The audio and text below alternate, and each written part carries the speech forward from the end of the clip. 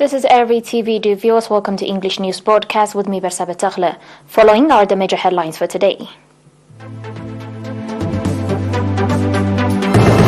Farmers' Day observed in Eritrea subzone. Praiseworthy participation in youth programs in Asab City. Record $858 billion military spending bill passes U.S. Senate. And last French troops leave Central African Republic.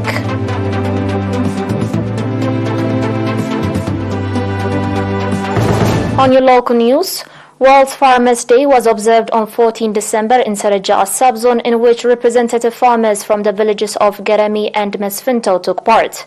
At the event, Mr. Asrat Haile, head of agriculture and land in the central region, called on farmers to boost their agricultural production through applying the advice being provided by agricultural experts and other methods. Ms. Gernet Geresgiher, head of seeds development, on her part, said that the improved cereals and oil crop seeds have already been developed and are ready to be distributed to farmers, indicating that training on improved seeds has been organized to 48 agricultural experts and 57 agricultural agents. The heads of agriculture office in the subzone said that they already distributed improved seeds and are registering encouraging results. Expressing readiness to work in cooperation with a view to boost agricultural production, the farmers called for sustainable support and follow-up of the Ministry of Agriculture. Speaking at the occasion, Mr. Kifla Mariam Gabremeskel, administrator of the subzone, called for reinforced soil and water conservation activities with a view to boost agricultural production.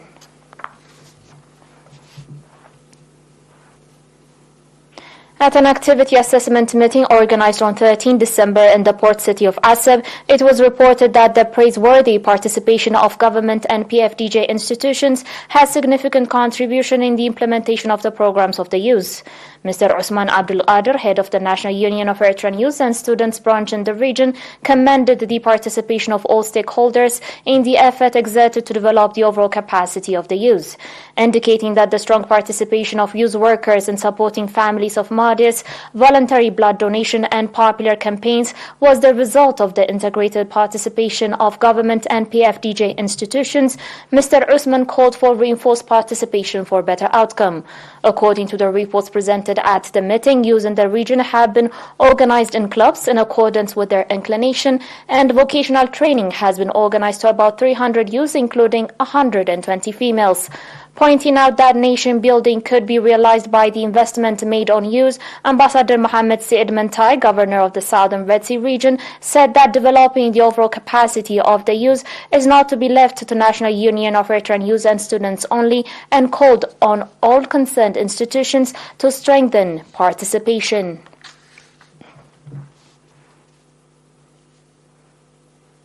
Last local report, at a ceremony organized at Areta subzone to hand over certificate of recognition to residents of DL administrative area for implementing community-based environmental sanitation program, it was reported that commendable environmental sanitation activities have been conducted across the Southern Red Sea region.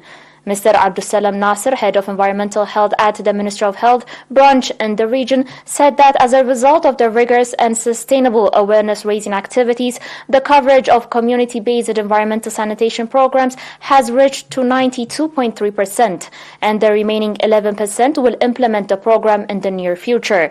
Indicating that owing to the strong environmental sanitation activities conducted, the prevalence of communicable diseases has significantly been reduced. Mr. Mohammed Anwar, head of the Ministry of Health branch in the region, called for reinforced efforts for better outcome. Mr. Hamed Ali, Director General Social Service in the region, on his part called for similar environmental sanitation activities at the seashores with a view to control sea pollution. Coming up will be international news, dear viewers, after the short break.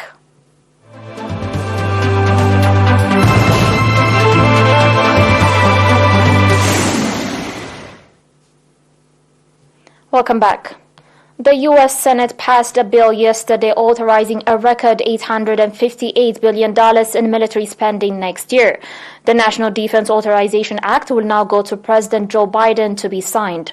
The record bill provides around $45 billion more for defense programs than Biden had requested.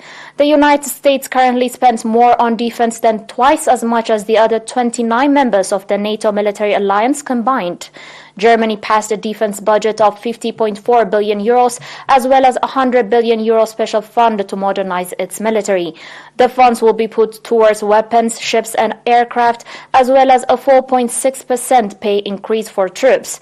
Amid rising tensions with China, the bill has allocated billions in defense support for Taiwan, as well as fast-tracked weapons procurement for the Asian country.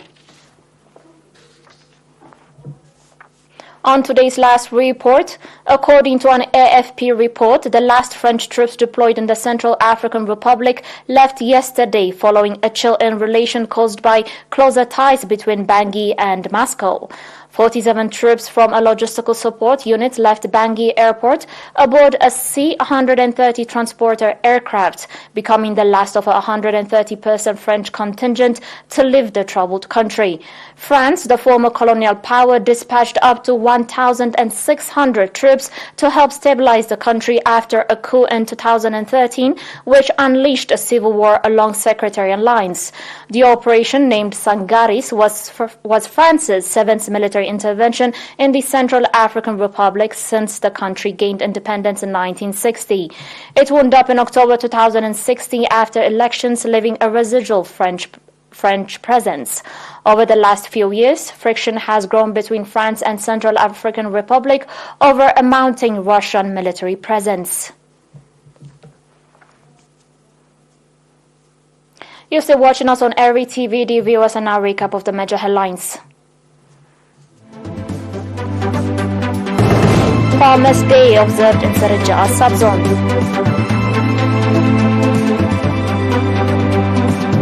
Praiseworthy participation in youth programs in Asab City. Record $858 billion military spending bill passes U.S. Senate. And last French troops leave Central African Republic. Dear viewers, that was it for today. Thanks for watching.